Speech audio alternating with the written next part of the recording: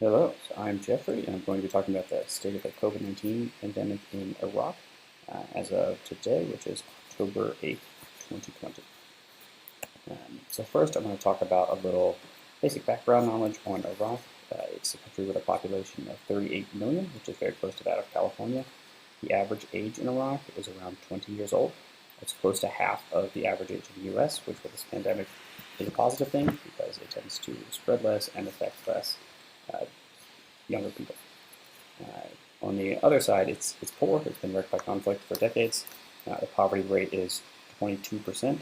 According to the UN, there are 4.1 million people in need of humanitarian assistance, which is over 10% of the population, and there's very little medical infrastructure.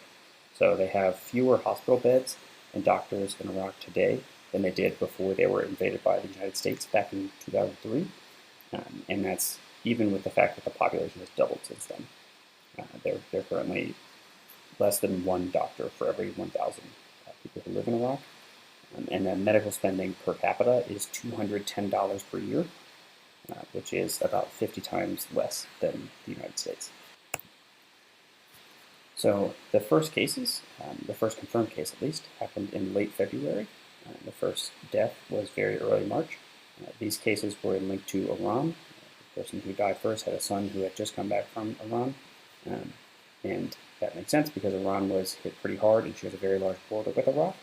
So actually the first thing that the Iraqi government did was to close the border with Iran, although they still let their citizens return, which is kind of similar to what the United States did with China.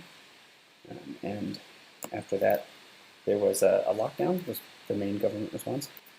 In March, Iraq banned travelers from more countries. So in addition to Iran, they banned travelers from China, Italy, Qatar, Singapore, South Korea, France, Germany, a lot of other countries.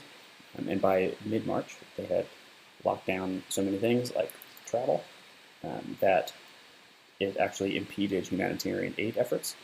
And keep in mind, over 10% of the population is in need of humanitarian aid.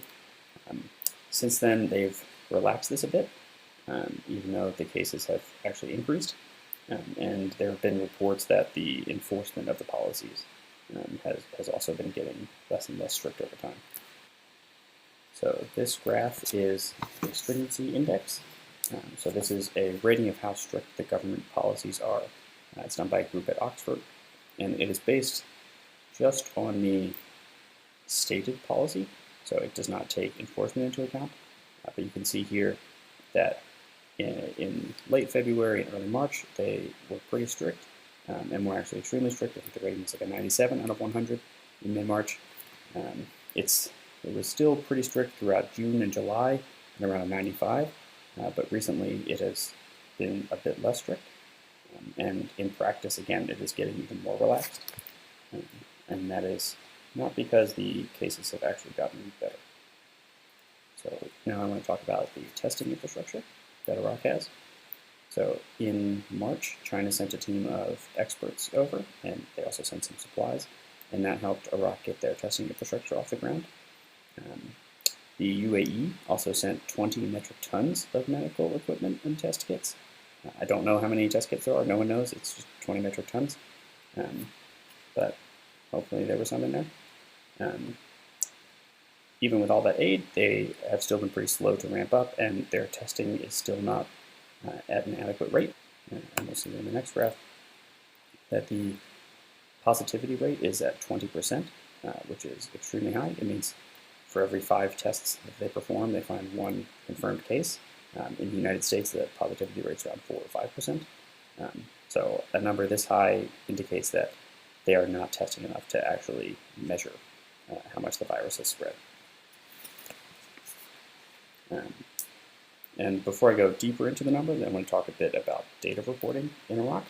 So all of the data that we have on tests, the number of tests performed, the number that are positive, the number of recovered cases, the number of tests, etc., all come from the central government's health ministry.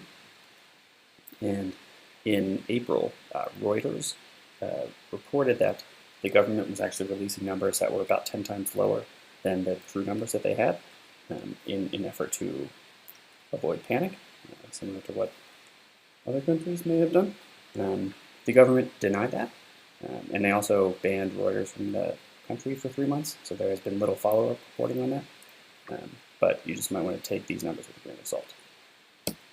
So the numbers are reported daily, and they release an image, looks like this, has a bunch of numbers, I think. I don't speak Arabic, but they are all released via Twitter. This is their Twitter account if you want to send them a follow. I noticed that they're following 4 people, and I looked into this, so fun fact, the 4 accounts that the Twitter account of the Ministry of Health of Iraq follows are, 1, the spokesperson of the ministry, which makes sense. 2 of them are accounts of the World Health Organization, and the 4th one is a company called Thrillist, who takes fun seriously. A little off-brand, but I guess they like to have fun too. And so now, if we just look at the actual case numbers, you can see it's pretty slow to pick up, but in May, it starts to really hit an exponential curve, and cases have been high for a while. It looks, if you look at this graph, it looks like it has leveled off a bit. That's actually largely because the amount of testing has leveled off. It has even dipped at points, but the positivity rate is still really high, so by all indications, it seems to be growing very rapidly.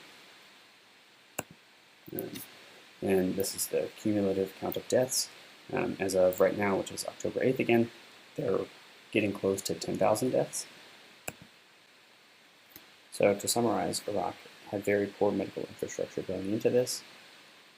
They caught some cases pretty early because of their proximity to Iran, and lockdowns did not do a great job of stopping the spread of the virus, but it did disrupt aid and affect the ability of the citizens to have access to food.